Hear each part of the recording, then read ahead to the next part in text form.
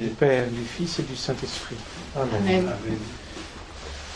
Je suis la très miséricordieuse Mère, la tienne, et celle de tous les hommes de cette terre, quels qu'ils soient, qu'ils m'aiment, me parlent, me cherchent et se confient en moi. J'écouterai leurs plaintes pour y porter remède et soigner leur misère, leur peine, leur douleur. Puis elle lui demanda d'aller au palais de l'évêque, où elle produisit le grand miracle de l'image miraculeuse imprimée sur le tilma de Juan Diego. L'apparition de Notre-Dame à Guadalupe, dont on a fêté hier, la fête liturgique. Je vous salue Marie, pleine de grâce, le Seigneur est avec vous. Vous êtes bénie entre toutes les femmes, et Jésus, le fruit de vos entrailles, est béni. Sainte Marie, Mère de Dieu, priez pour nous pauvres pécheurs, maintenant et à l'heure de notre mort. Amen.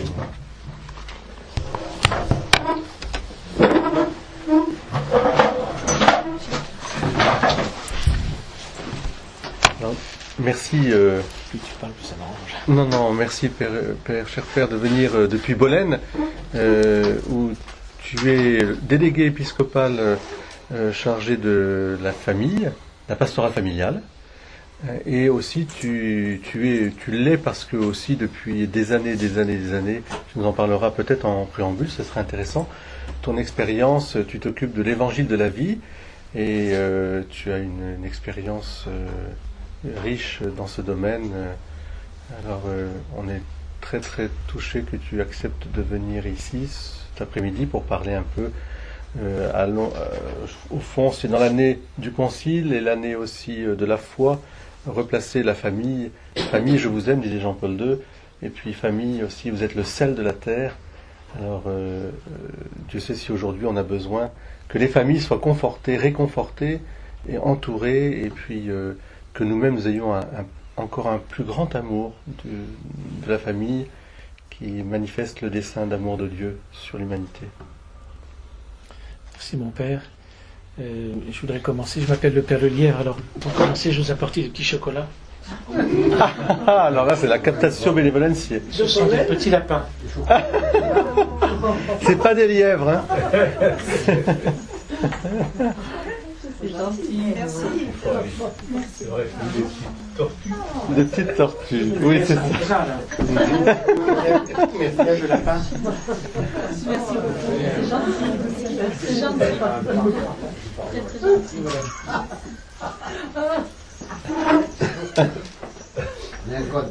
Merci révérend. Merci. C'est ça que vous mangez pendant la... Merci, cher.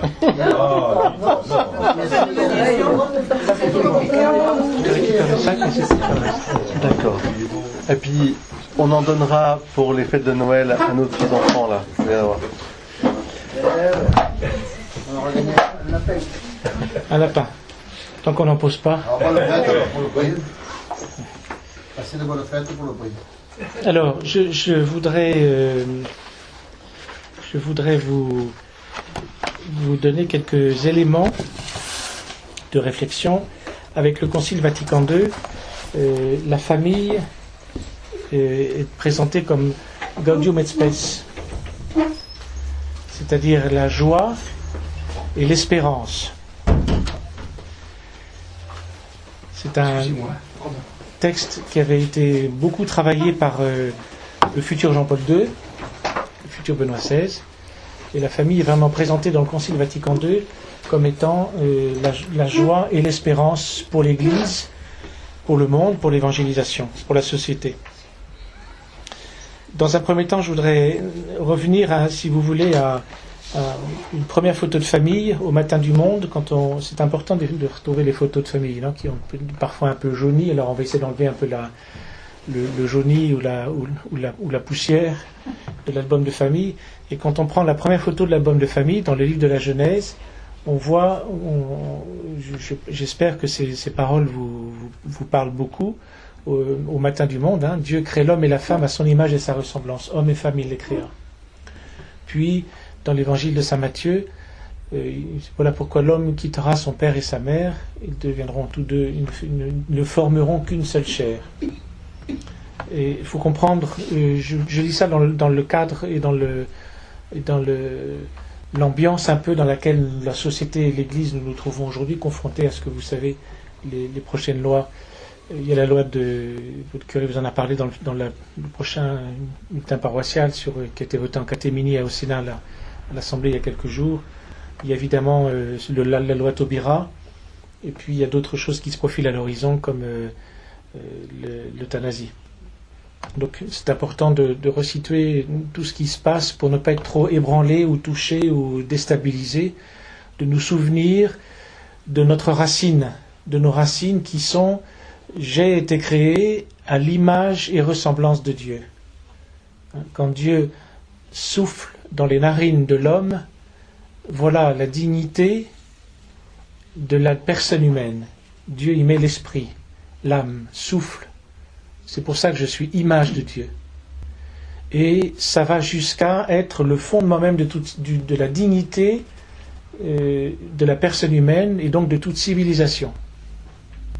Le point de départ, il est là. Notre code génétique, nos premiers chromosomes de l'humanité, et donc de ce que Benoît XVI appellera l'harmonie sociale, trouve son origine dans cet acte créateur, dans ce premier regard de Dieu sur l'humanité, qui est une famille, un papa et une maman. Un homme et une femme. Ça paraît peut-être un peu ou dépassé ou désuet, mais de se le redire aujourd'hui, ça me semble quand même, de se souvenir de ça, vous voyez. Et tout l'enjeu est là. Dans cette première photo de famille, je suis créé à l'image et ressemblance de Dieu. Et que fera le péché originel?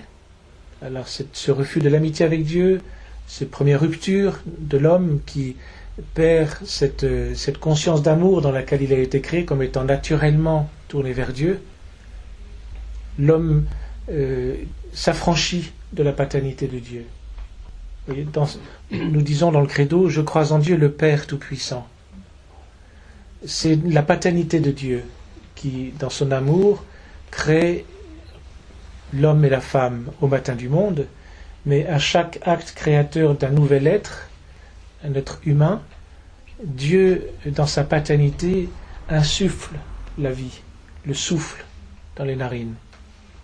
C'est le mystère, on ne sait pas exactement le moment précis, mais le moment de la conception. C'est pour ça que nous sommes invités tous, catholiques et pas catholiques, parce que ce n'est pas simplement une affaire de foi, mais c'est une affaire de science et de bon sens, d'apporter un profond respect sur l'être humain, un frère et sœur en humanité, qui commence à venir, ces premiers instants, parce qu'ils sont fondés sur cette parole de Dieu.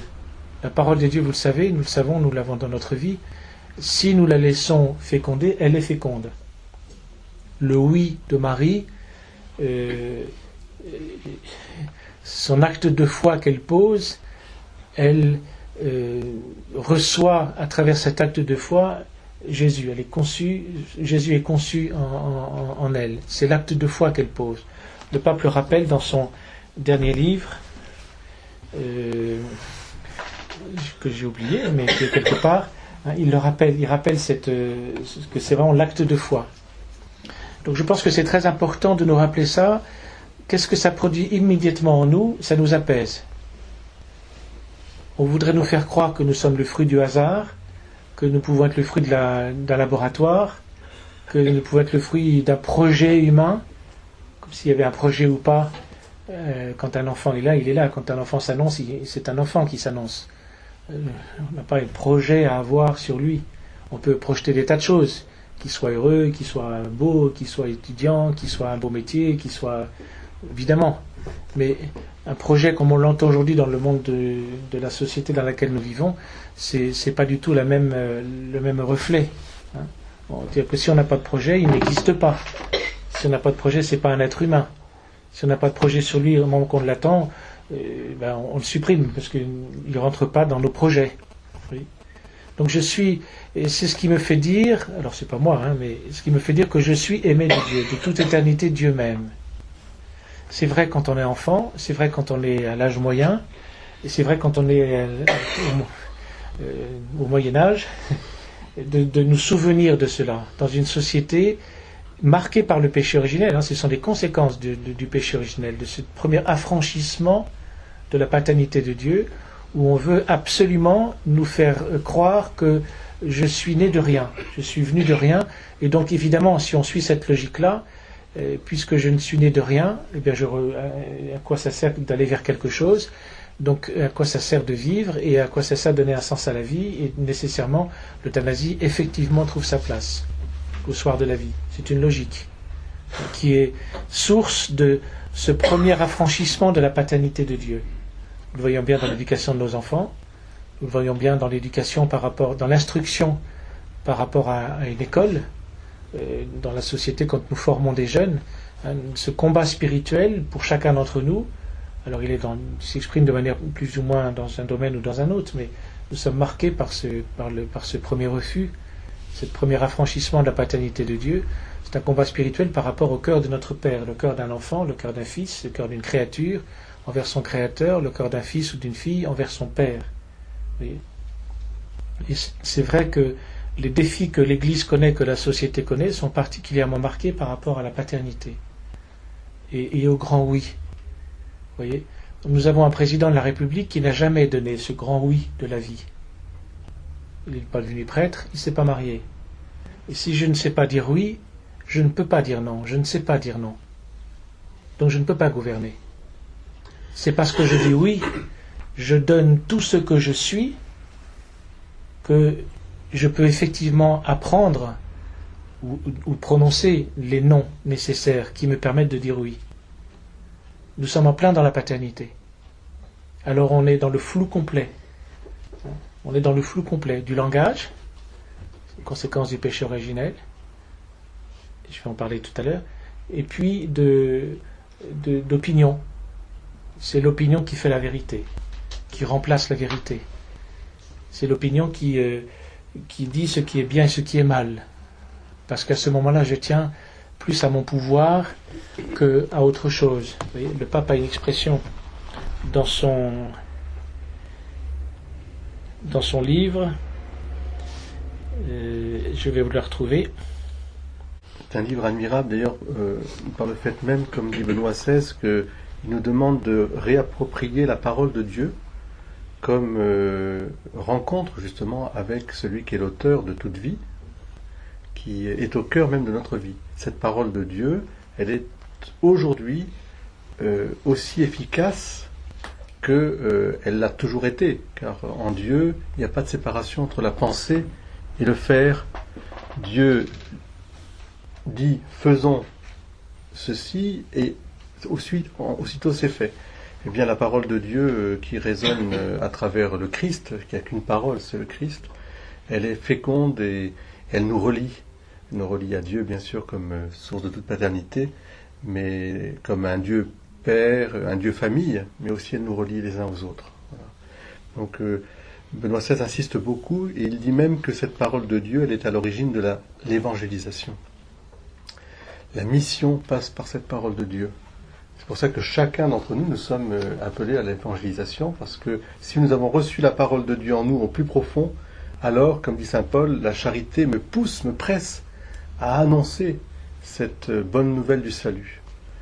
Et Benoît XVI va un peu plus loin, parce qu'il dit que on ne peut pas se contenter simplement d'un simple témoignage de vie. Il le faut, il est essentiel. Mais on doit aller, nous chrétiens, jusqu'à témoigner aussi par la parole, qui n'est pas la nôtre, mais celle que Dieu donne au monde.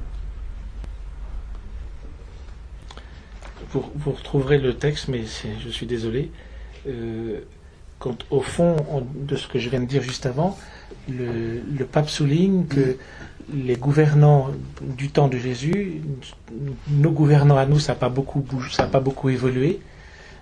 Au fond, s'ils ne reconnaissent pas cette paternité de Dieu, donc il y a quelqu'un au-dessus d'un gouvernement, au-dessus d'un État, au-dessus de... Oui, eh bien nous tombons dans une persécution, parce que je tiens à mon pouvoir, et je me fais comme si j'étais Dieu, parce qu'au fond, ce mystère qu'est la personne du Christ, de toute façon, est présent.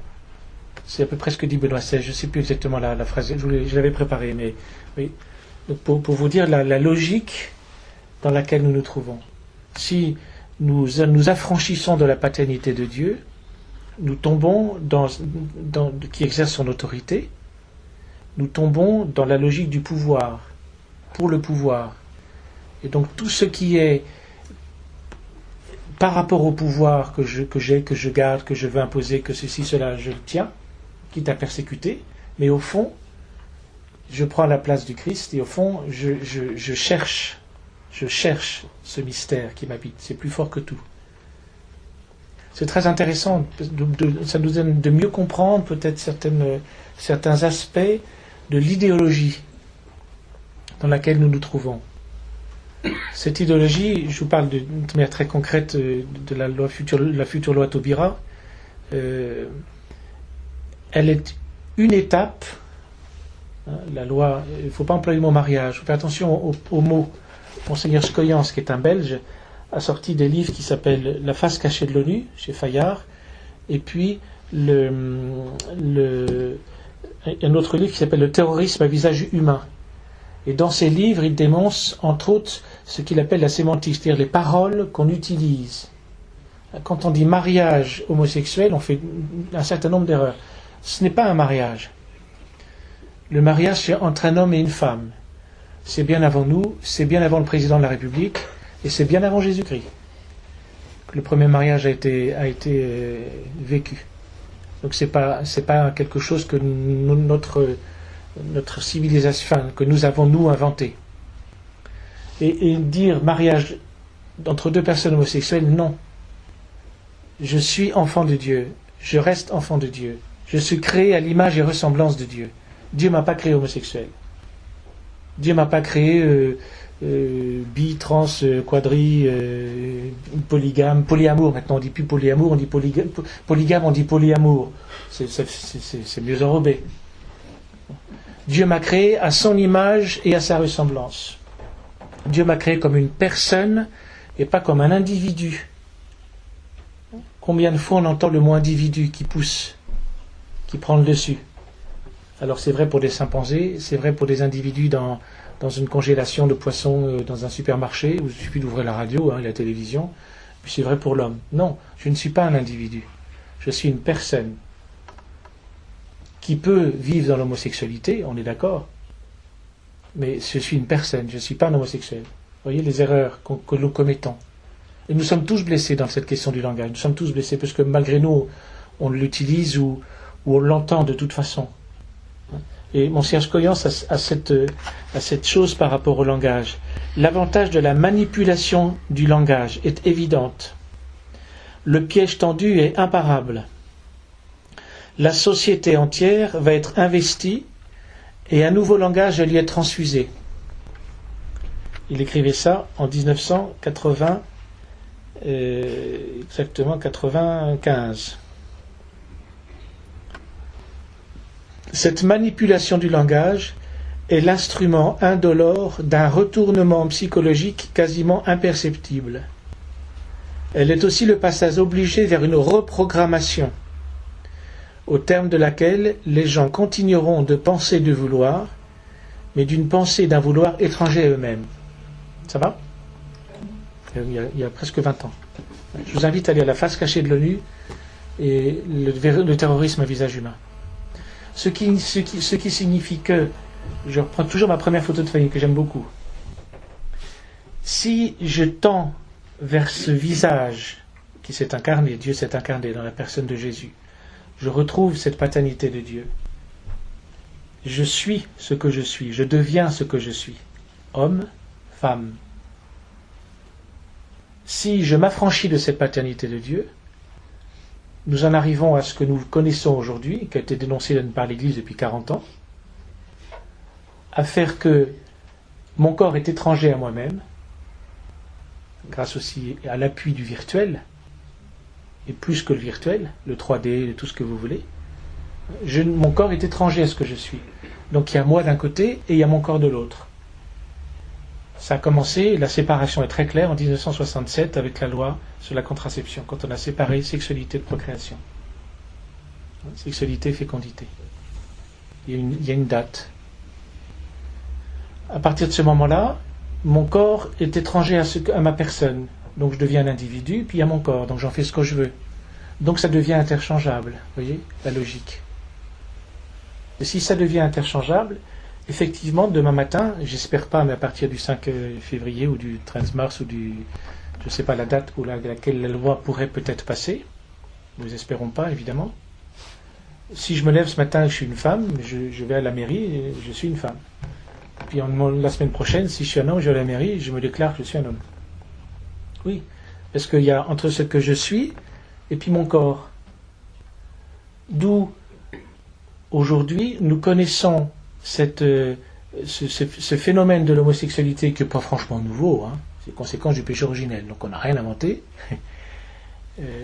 qui vient comme substitution au fait tout simplement d'être homme et femme dans le mariage, à cause du nombre de divorces, à cause du nombre, entre guillemets, d'échecs que j'ai pu connaître avant de me marier. J'ai pas envie de ressouffrir davantage, j'ai pas envie de faire souffrir éventuellement quelqu'un d'autre, donc je vais dans le prolongement de moi-même, qui est évidemment, naturellement, le même sexe, on est d'accord? Ça va? Un prolongement de ce que je suis. C'est-à-dire un refus de la paternité, et qui contient le terme autorité, pas autoritarisme autre, mais l'autorité, elle s'exerce dans la paternité, devient ce que tu es. Et nous sommes face à des générations d'adolescents, y compris dans la sexualité, pas acceptés, parce que mon corps n'est pas accepté, parce que j'en viens à avoir de la haine par rapport à mon propre corps, parce que je veux la destruction de ce corps. Ce sont les suicides évidemment, mais ça va jusqu'à la crémation. Comme il n'y a plus d'espérance, il n'y a plus de racines, il n'y a plus d'espérance, il n'y a plus de finalité à l'être humain, à la personne humaine, j'ai qu'une chose à faire, c'est disparaître. C'est la logique implacable de cet affranchissement de la paternité de Dieu que l'homme fait de manière assez nouvelle, puisque le pape Jean-Paul II en 1980, le 1er mai, a posé la question aux évêques de France, à Issy-les-Moulineaux, est-ce que l'homme n'est pas en train d'avancer la main sur l'arbre de vie? On connaît tous l'arbre de la conscience du bien et du mal, cet arbre-là. Mais l'arbre de vie, on en parle beaucoup moins. Et Jean-Paul II posait la question aux évêques de France en 80, ce qu'il appelait avec ce terme de métatentation, c'est-à-dire une tentation qui est supérieure à celle du péché originel, à la tentation du péché originel. Donc un péché, quelque part, qui serait supérieur à celui du péché originel. Et quelques années après, en Pologne, le pape a répondu, Jean-Paul II, où l'homme a avancé la main sur l'arbre de vie. C'est l'arbre de vie qui donne redéfinir le langage, donc c'est Babel, hein. On est entre Babel et Pentecôte. Et puis c'est cet arbre de vie qui nous donne comme dit Cardinal Ratzinger il y a 25 ans dans ce livre-là, qui est extraordinaire, j'ai redécouvert ces jours-ci, regardez le Christ, où là cette expression, et c'est exactement ce que nous vivons aujourd'hui, il y a 25 ans qu'il est écrit, réaménager la création. C'est-à-dire que nous allons, c'est la loi Taubira, changer le code génétique de la création, de la nature humaine. C'est plus homme et femme, il les créa, c'est comme je me le sens. Bon. Donc c'est du relativisme, et c'est purement arbitraire, il n'y a plus rien d'objectif. On réaménage la création, c'est-à-dire qu'on change le code génétique. Je vais prendre un exemple très, très concret. Vous achetez un exemple reste un exemple, hein, évidemment, c'est tout à fait une échelle différente, mais vous allez acheter tout à l'heure à Auchan un micro-ondes, et il y a une notice d'utilisation. Le micro-ondes, c'est l'homme ou la femme, et puis la notice d'utilisation, c'est comment se servir de ce que je suis. Et si on vous donne un micro-ondes et une notice d'utilisation du micro-ondes qui est complètement différente du micro-ondes, qu'est-ce que vous dites? Vous acceptez? Il peut y avoir un bug. On est d'accord? De la même manière, dans les ordinateurs, ou dans les iPads, ou dans l'iPad, ou l'iTouch, ou tout ce que vous voulez, entre l'instrument que j'ai dans les mains et la manière de l'utiliser, si ça ne connecte pas, on va avoir des bugs. Donc si on redéfinit, parce que c'est cela dont il s'agit, on redéfinit la création, d'ailleurs que de l'homme et de la femme, parce que tout le reste c'est sauver la planète, mais on se lance des tas de trucs, des grenelles de l'environnement sur la planète, sauf pour l'homme et la femme, on en fait n'importe quoi. Un animal est mieux protégé dans les lois françaises aujourd'hui, européennes, que la personne humaine, hein, y compris comme embryon. certaines personnes, par pure idéologie, veulent redéfinir ce que c'est que la création de l'homme et la femme, c'est même plus l'homme et la femme, du reste je trouvez-moi les mots, hein, parce que ce sera plus parents, ce sera plus papa-maman, ce sera plus père et mère. Puis imaginez ce que ça donne si moi, en tant qu'oncle, j'ai pendant des années élevé ou aidé ou été proche d'un de mes neveux ou nièces, je vais pouvoir déclarer que c'est mon enfant. Vous imaginez pas à qu'est-ce que ça va faire. Et puis si ça, entre guillemets, divorce, ce qui est faux d'utiliser ce terme-là, parce que c'est pas un mariage. Si ça se sépare, il y aura parents bis, parents terre, parents sixte, parents combien, et puis alors, ça fait combien après le Noël pour les cadeaux? Ça fait 16 cadeaux, 26 cadeaux, 32 cadeaux. Est-ce que les beaux-pères et les belles-mères et les sur-beaux-pères et les sous-belles-mères? Et puis qui dit, sous quel prétexte je suis parent 1, sous quel prétexte je suis parent 2? L'ordre alphabétique, c'est la discrimination. L'ordre biologique, c'est la discrimination, puisque tout le monde est égalité. L'ordre de l'âge, c'est une discrimination. Donc, vous voyez, le Babel dans lequel nous nous trouvons, face auquel nous nous trouvons. En disant ça, je ne juge pas les personnes qui portent cette idéologie, qui veulent l'imposer. Mais nous devons porter un jugement sur l'idéologie qu'on veut nous imposer. Parce que ce n'est pas vrai que les personnes qui pourront faire un contrat entre deux personnes du même sexe seront au même niveau que les personnes mariées, ce n'est pas vrai. La preuve, c'est que je ne pourrais plus utiliser papa-maman, ou je ne pourrais plus utiliser père-mère. Donc il y a un langage nouveau qui va arriver. Géniteur 1, géniteur 2. Alors géniteur 1 au tableau, on ne sait pas qui c'est, mais... Bon. Oui, donc c'est pour quelques personnes, donc franchement c'est pas une nouveauté l'homosexualité, hein, c'est une conséquence du péché originel, il y en a dans la première page de la Bible, notre histoire n'est pas toujours très édifiante, mais c'est là qu'il y a quand même la grâce du salut qui vient reprendre tout ça et racheter tout ça, heureusement. Mais vous voyez, l'idéologie va pousser jusqu'à, je m'explique, puisqu'on a affranchi de la paternité de Dieu, puisque cette paternité de Dieu me devient insupportable, puisque l'autre avec lequel je vis me devient insupportable. Non, je ne m'engage plus, je ne me donne plus. Je me deviens insupportable à moi-même. Michael Jackson. C'est l'androïde. C'est pas un homme, c'est pas une femme, c'est un androïde. Et on va après la loi de Taubira, qui est une étape vers le gender, qui est elle-même une étape vers le transhumanisme, pardon, excusez-moi le gros mot, c'est-à-dire quelque chose qui soit au-delà de l'homme, des hommes parfaits, ce qu'on appelle le cyborg en termes techniques. C'est-à-dire qu'on va vous changer, un peu comme le coureur à qui on a changé la partie du genou là pour qu'il... voilà. Ben on va vous changer tout ça, il n'y aura plus besoin de sexe homme ou femme de toute façon. Et vous le voyez déjà dans les dessins animés quand on regarde vos petits-enfants ou vos enfants à la télévision le matin. Il n'y a plus d'hommes, plus de femmes, c'est asexué. Plus besoin parce qu'on crée en laboratoire, entre guillemets, hein. Enfin, malheureusement sans guillemets, mais vous voyez ce que je veux dire. Et bien à ce moment-là, je vais devenir insupportable à moi-même. Qu'est-ce qu'il me reste à faire? À partir. C'est le suicide collectif de l'humanité.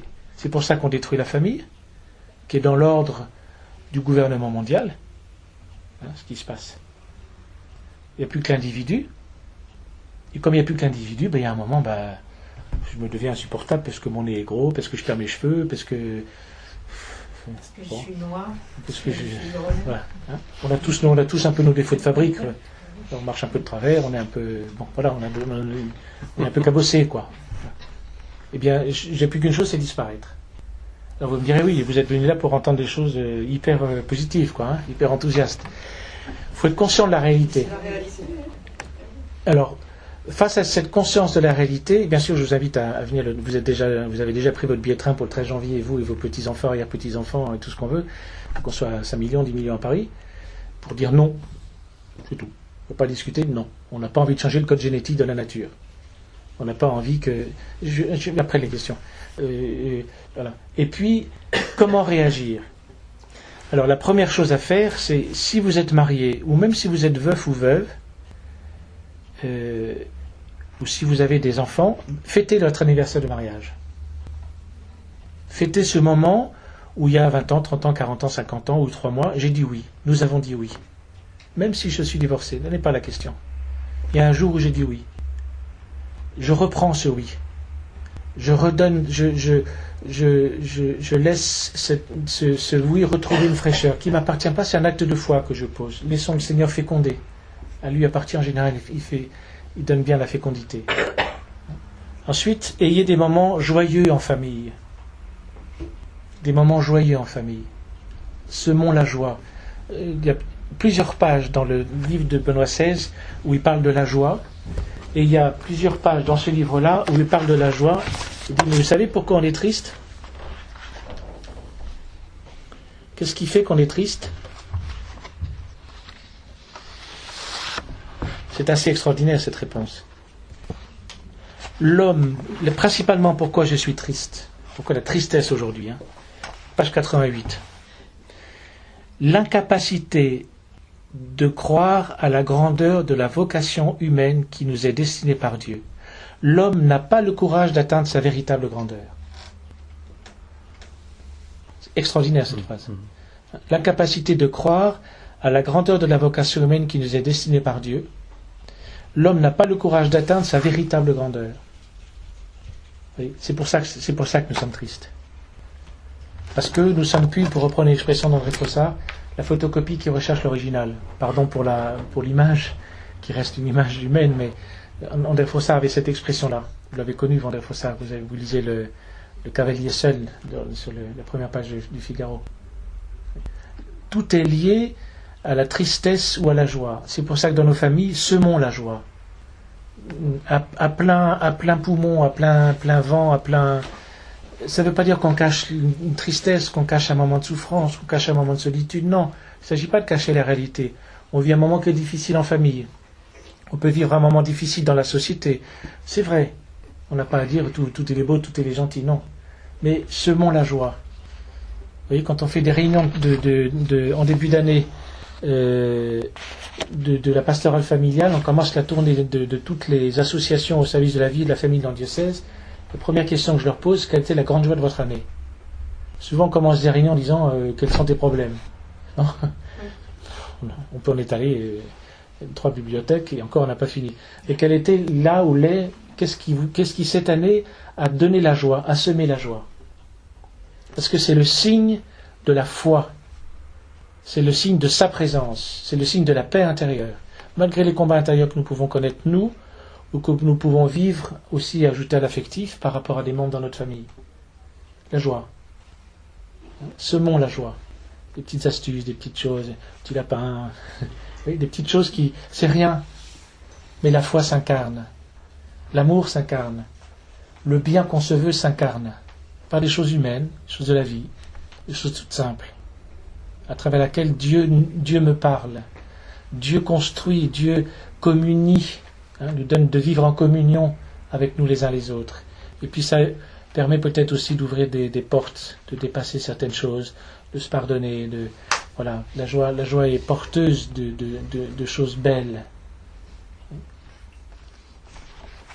Et puis après, si nous avons la responsabilité d'enfants ou de petits-enfants, la formation de la conscience humaine, la conscience spirituelle, et la conscience qu'on vit dans une société où il y aura besoin qu'on s'engage, où il y a besoin qu'on s'engage. Je ne forme pas en réaction à, je forme parce que tu es, pour ce que tu es. Tu es image et ressemblance de Dieu, je forme ta conscience, cherche la vérité, aime la vérité, choisis le bien, choisis ce qui te coûte, le beau, le bien, le vrai. La confession aide beaucoup, à tout âge, évidemment beaucoup au moment de l'adolescence et de la jeunesse, mais à tout âge. De garder cette conscience, Jean-Paul II disait que c'était le sanctuaire de l'âme, de la personne humaine.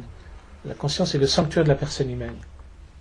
Ce qui nous permet de détecter où est la vérité, où il y a le mensonge.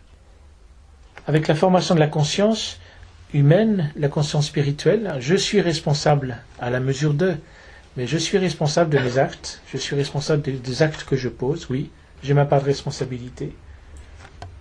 À ce moment-là, c'est plus facile dans la société, une fois que je suis grand, de prononcer ce oui.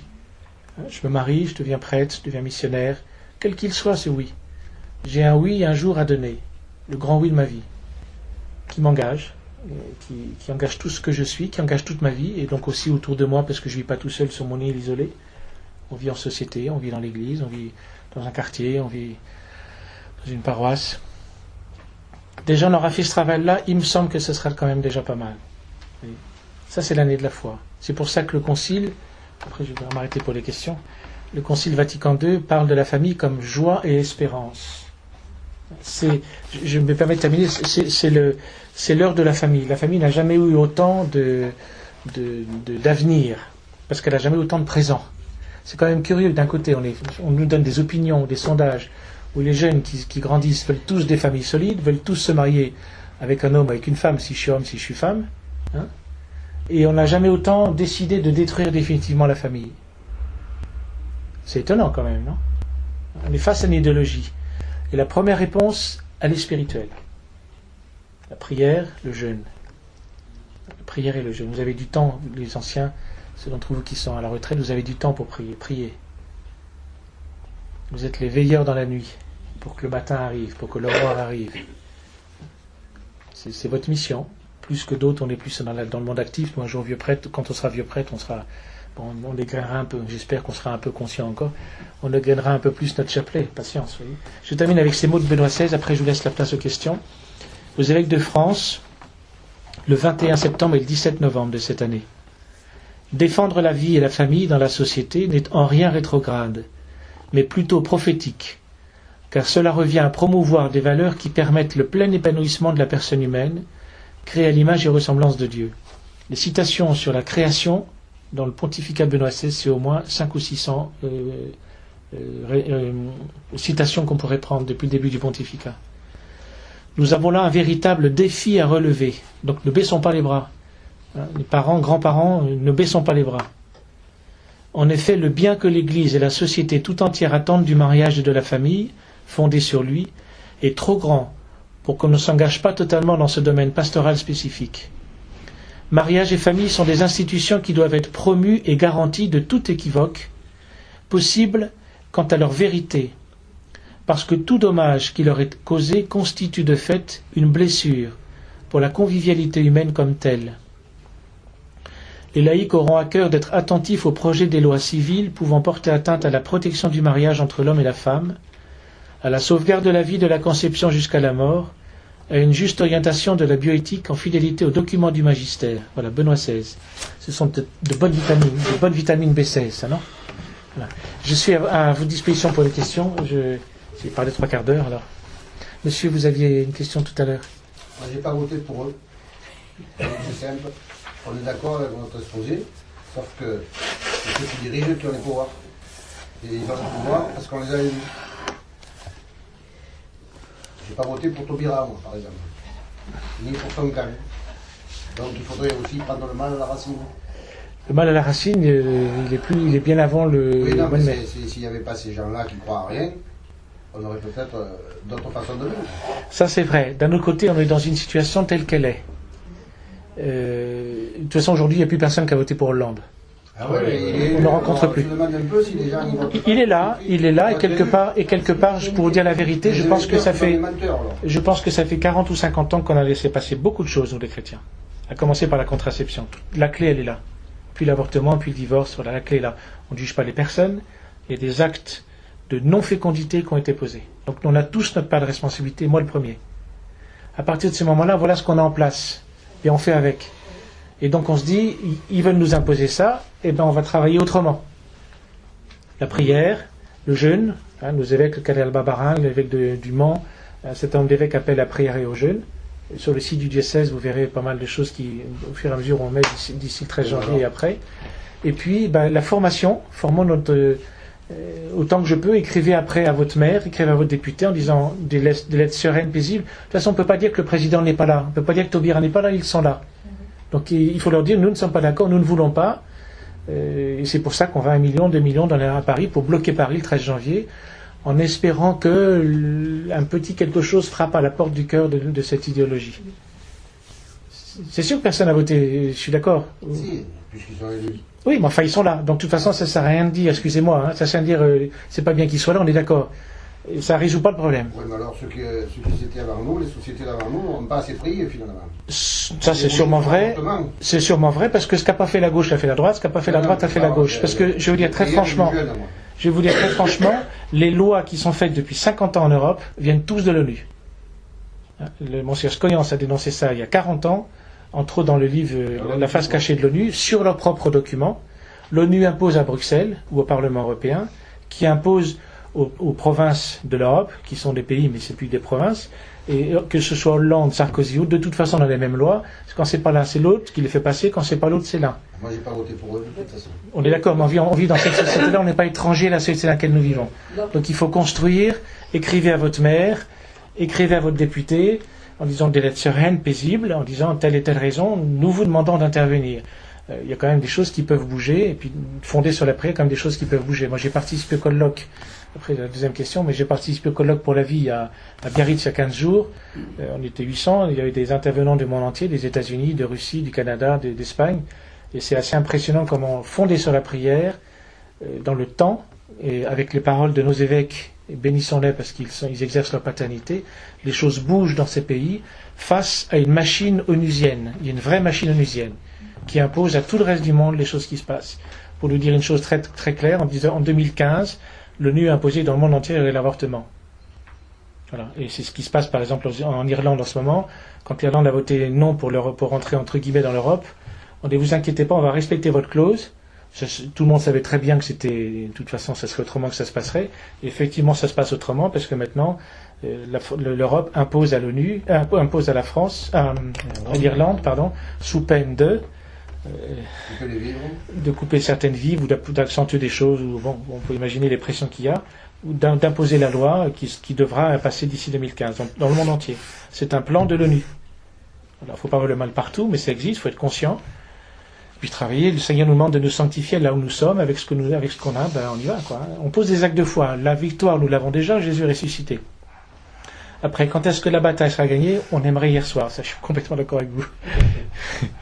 Mais c'est sur l'avortement, parce que c'est quand même un problème, puisque quand elle était votée, les femmes allaient en pays étrangers, en Belgique ou je sais pas, aux Pays-Bas, ou je ne sais pas où, ou en Angleterre, pour avorter. Donc c'était celle qui avait de l'argent qui pouvait, puis la femme qui ne voulait pas de l'enfant pour une cause peut-être familiale ou n'importe, elle ne pouvait pas, elle était obligée de garder l'enfant, puis après. Alors c'est quand même un problème, quoi. Des femmes qui vont à l'étranger, il y en a toujours. Même 30, 40 ans après la loi. Ah bon? Je vous prends par exemple le cas de Loana, de Love Story numéro 1. Vous avez tous regardé la télévision. Elle est allée prendre rendez-vous en Espagne pour avorter, donc on n'est pas en 1950, hein, on est en 2000 passé. Et puis la veille, elle est passée sous l'avortoir, sous le centre d'avortement où elle devait avorter le lendemain. Et son bébé a bougé sous les fenêtres du lieu où devait se produire l'avortement le lendemain. Elle a repris l'avion et est rentrée à Paris. Merci, le petit bout de chou qui a réagi. Donc il y a toujours des avortements qui sont à l'étranger, il y en aura toujours.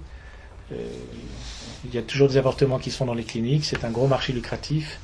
Il y a autant d'avortements qu'en France du temps de la loi 6 n'est plus, parce que maintenant il y a tout ce qui est pilule de lendemain du 5e jour et tout, donc on ne comptabilise pas dans le chiffre de l'avortement.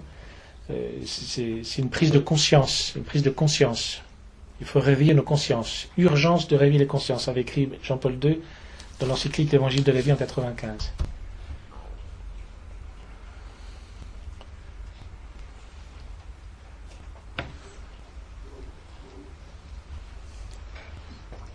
Je voulais dire un mot sur le terme de personne. Dans un livre qui est paru, La voici quel est notre Dieu, notre Saint-Père, qui n'était pas Saint-Père à l'époque, a été interviewé par un journaliste allemand. Et le journaliste allemand lui a demandé est-ce que vous pensez que Dieu est une personne? Lui a dit oui, c'est une personne. Mais j'arrive pas à comprendre la réponse qu'il a donnée, j'avoue que je ne me souviens pas. Le mot personne. Dieu est c'est un seul Dieu en trois personnes. Vous avez parlé de personne tout à l'heure pour nous, mais quand on dit que Dieu est une personne aussi, c'est dans le sens. C'est lié à la paternité de Dieu, parce que vous voyez par exemple dans le monde de l'islam, le mot personne n'existe pas. Le terme de personne, le mot personne, hein, pas les personnes, elles existent, mais le mot personne n'existe pas dans l'islam. Parce que Dieu est Père et Dieu fait alliance. C'est dans ce sens que. Ah oui? On dit bien que dans la Trinité, vous prenez le compendium du catéchisme, dans les questions, autour de la question 55, 60, je ne sais plus exactement, un seul Dieu en 3 personnes. Donc des personnes réelles, en fait. Bien sûr. Oui. Des personnes divines. Non, parce que journaliste, Et puis la personne réelle du Christ qui s'est incarnée. Et chacun d'entre nous, je suis une personne, je ne suis pas un individu. Je ne suis pas un code barre. Je ne suis pas un flash code ni un code barre. Je suis une personne. Et c'est qu'est-ce qui distingue la personne? Alors chez les Grecs, c'était le visage qu'on appelait la personne. Chez les philosophes grecs. Mais ce qui fait que je suis une personne, c'est que je suis animé, donc il y a une âme. Hein. Et puis ce qui fait que je suis une personne, c'est que il y a un regard d'amour de mon Créateur, de mon Père, de mon Créateur sur moi, sur chacun d'entre nous. De la même manière, je pose un regard d'amour envers ceux qui sont autour de moi. Alors que j'ai des fois du mal à aimer, on est tous un peu trop... voilà, on a des efforts à faire, mais je pose un regard d'amour sur ceux que j'aime parce que je sais que nous, aujourd'hui, on est là, c'est bien, mais on se retrouvera dans le ciel. Donc d'apprendre à s'aimer, à se regarder les uns les autres, comme on se verra dans la lumière de Dieu, comme Dieu nous voit aujourd'hui, c'est extraordinaire, parce que on voit les choses tout autrement. C'est vrai pour nous, c'est vrai pour quelqu'un qui a pu connaître l'avortement, c'est vrai par rapport même à nos ministres, nos députés ou nos présidents. On espère quand même qu'ils seront aussi au ciel, que leur cœur va s'ouvrir à la grâce de Dieu et qu'ils vont être touchés, quoi. Ça, c'est aussi notre prière, ça dépend. Quand vous voyez quand même des présidents qui se convertissent, vous avez des choses belles qui se font, que le Seigneur nous a donné de voir. Enfin, il y a de belles choses qui se passent.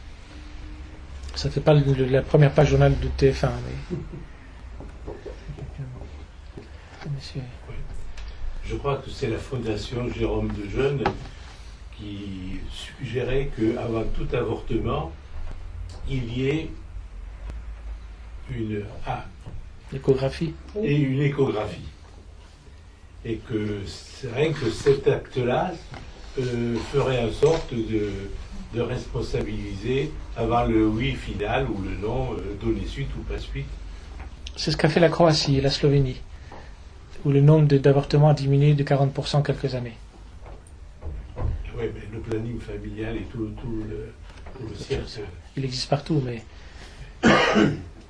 mais nous, on peut ouvrir aussi des centres qui ne soient pas des plannings familiales, ou qui soient un planning familial avec un autre esprit. Est-ce que tu peux nous parler aussi de ton expérience par rapport à ce milieu touché par le sida? Parce que je crois que tu as accompagné un peu, tu peux nous en parler un peu de ça? Parce que bon, on touche évidemment au problème de l'homosexualité, entre autres, pas que ça, le problème de la drogue, mais aussi certainement une grande détresse et en même temps une grande espérance. Si j'ai bien compris, tu as été proche, tu as vu des merveilles de la grâce, de l'amour de Dieu plus fort que la mort et le péché finalement. C'est vrai pour chacun d'entre nous, mais vous aviez une question, monsieur, encore, non? Ah non, moi j'ai rien dit. Non. C'est vrai que j'ai été, il y a quelques années maintenant, c'était dans le milieu des années 90, j'étais aumônier à Rome, parce que je suis incardiné à Rome, donc j'ai un CDI, je ne sais pas comment on peut dire ça, mais avec le diocèse d'Avignon, intermittent. Et j'ai été aumônier des malades du sida en phase terminale dans le 2e centre européen de recherche sur le sida après Paris. Il y avait Paris, là où j'étais, le Spallanzani, et puis l'Afrique et les États-Unis. Il y avait 4 centres au niveau mondial qui étaient assez pointus pour ce qui est recherche, pour ce qui est soins, pour ce qui est tout ce qui est de tout ce qui tourne autour de cette question-là. Alors c'est vrai qu'on est face à Babel et Pentecôte, on est face à la misère humaine que nous avons tous, que nous portons tous. On peut avoir le sida du cœur qui est le sida de la difficulté à aimer. Enfin bon. Et là c'est sûr que j'ai été témoin, j'ai rencontré plus de 3000 malades du sida en phase terminale. Un peu une petite approche de ce qu'est la vérité sur la personne humaine et de où conduit, où mène le mensonge qu'on impose. On ne peut pas dire à un enfant, vous allez faire vos courses pour Noël, il ne peut pas dire à votre petite fille qu'elle n'est pas une fille ou un garçon qu'il n'est pas un garçon, quoi. Enfin, c'est beau de voir des enfants réagir avec toute cette spontanéité, cette fraîcheur. Voilà. Et on est en train de leur donner des mensonges Il faut savoir que le programme de 2013 du gouvernement, dans ce sens-là, est assez, je te l'ai envoyé, hein, est assez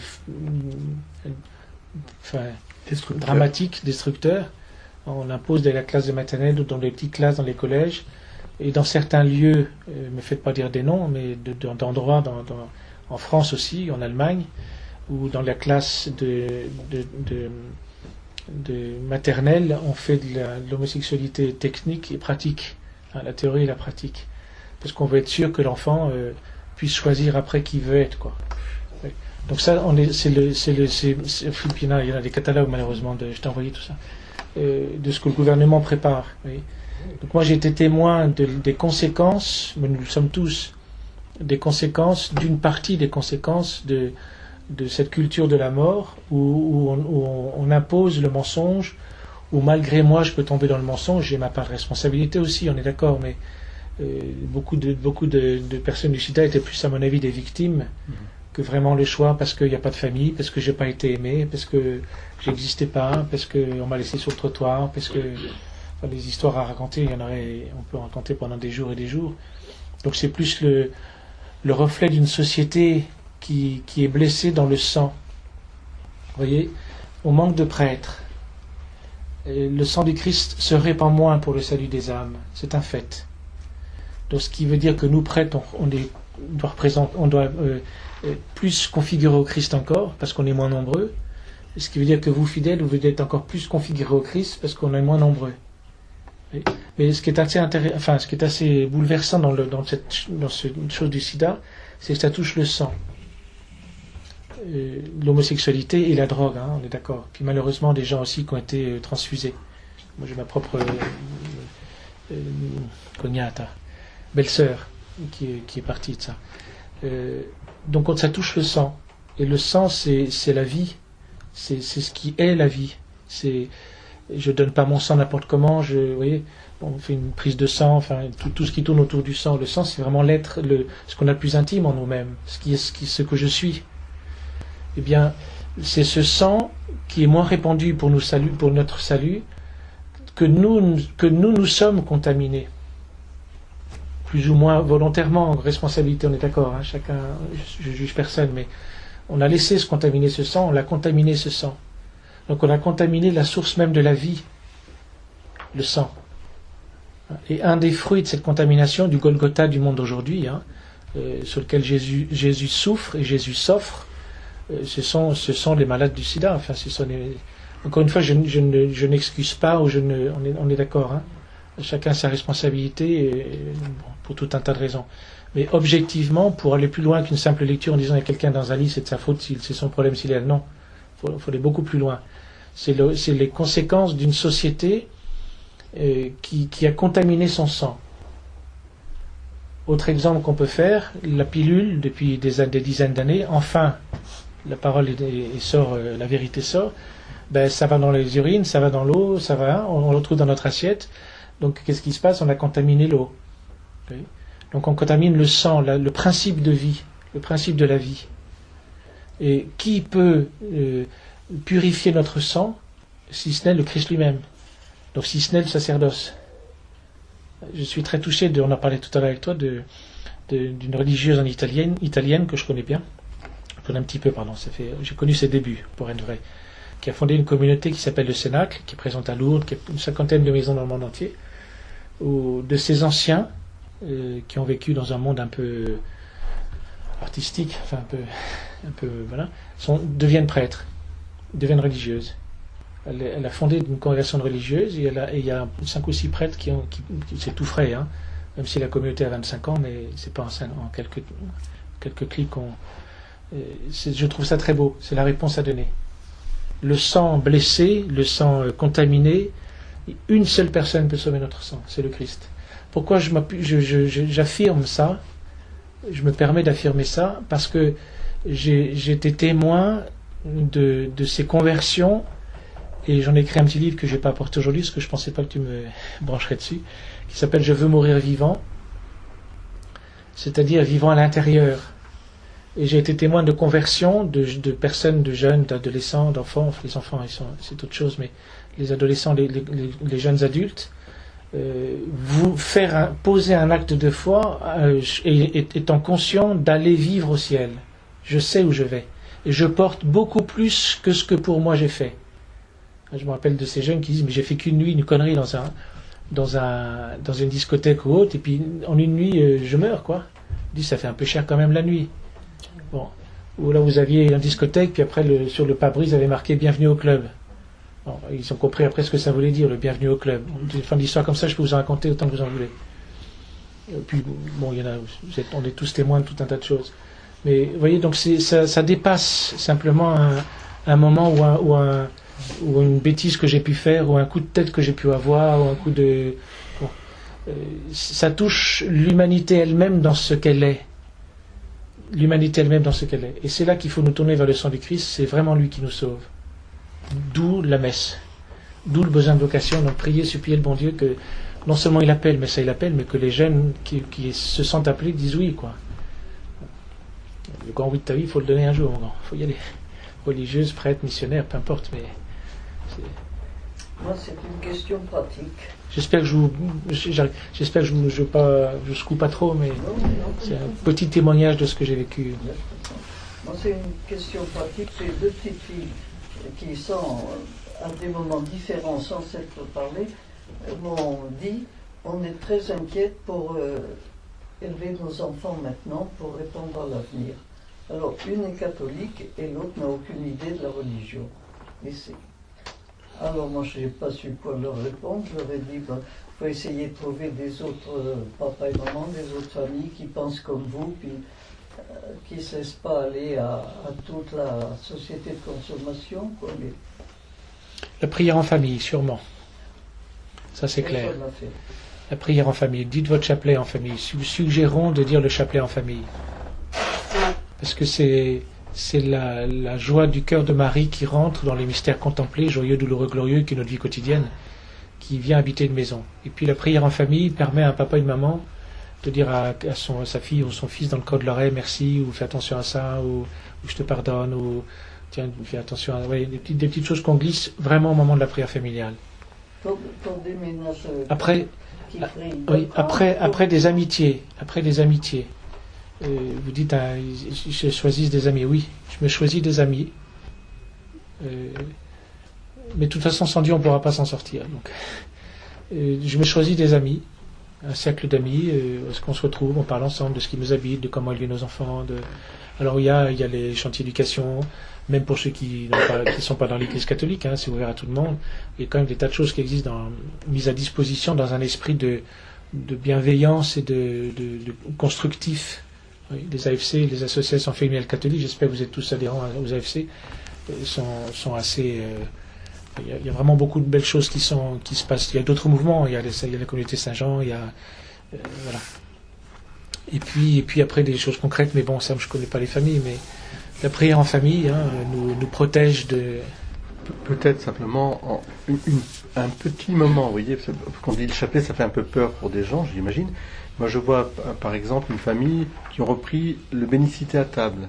Et à côté de leur salle à manger, il y a une petite icône de la Vierge Marie qui est là. Bien, ça transforme déjà l'atmosphère du repas, de la famille, etc. Parce qu'il y a quelque chose qui est présent. Il est présent. Avec ces petites filles, j'ai dit la prière le soir, mais maintenant, il n'y a plus rien.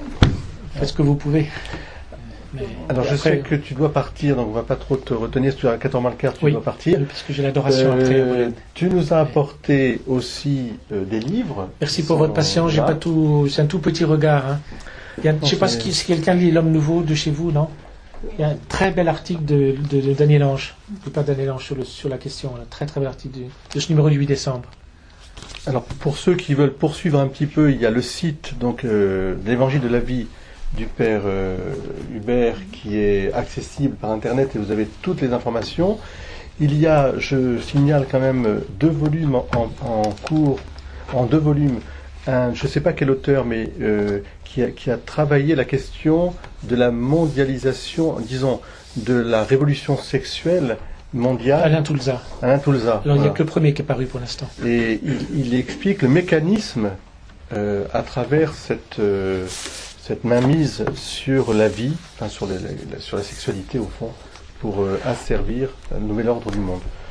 Tu peux nous toucher un tout petit mot sur les livres, là, ici donc, Vous avez ici, bon, il y a 2-3 livres qui sont cadeaux de Noël, les autres c'est formation, cadeaux de Noël aussi, hein, vous verrez, c'est des petites choses sur la vie, j'ai écrit un petit truc sur la famille au gender, c'est une des questions d'actualité, hein, c'est vraiment, voilà. Après, et puis il y a le journal L'Évangile de la vie que vous pouvez prendre si vous voulez, c'est ce qu'on fait depuis 17 ans. Alors, si vous êtes de passage à Bologne un jour, arrêtez-vous prendre un café. On a une pause d'autoroute, 1 kilomètre à la sortie de l'autoroute, c'est facile. Au couvent, l'ancien couvent des Sœurs du Saint-Sacrement. Des Sœurs du Saint-Sacrement. Et entourez bien votre curé, foncez avec lui, soignez-le, pas trop dribblant. Hein, aussi... On fait que ça. Voilà. Ici, merci pour ce que vous faites pour mon frère prêtre là. Non, mais on a une très bonne communauté paroissiale qui est foncez, merci. Et qui est très famille.